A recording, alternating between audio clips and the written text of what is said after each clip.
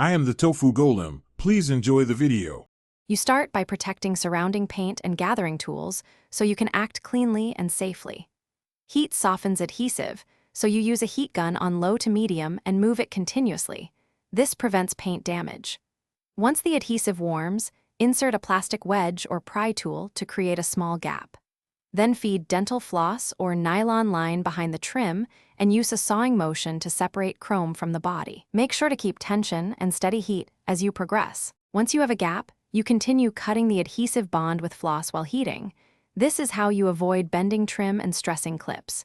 You should reheat the path ahead of the floss about every 6 to 12 inches so the adhesive stays pliable. If you encounter plastic clips, press or pry them gently with a plastic trim tool rather than forcing metal under them.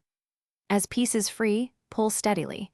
If a section resists, stop, reheat, and inspect clip positions to prevent panel damage. You finish by removing leftover adhesive with a dedicated remover and a soft plastic scraper so you don't gouge paint. Once clean, wipe with isopropyl alcohol and inspect clips and pinholes. Replace any broken clips and address nicks with touch-up paint if needed. Make sure to polish the area gently and apply wax or sealant to protect the exposed surface. If the trim won't come or paint peels, stop and consult a body shop. That's the key troubleshooting tip to avoid costly damage. Thanks for watching. Consider subscribing if we helped you today.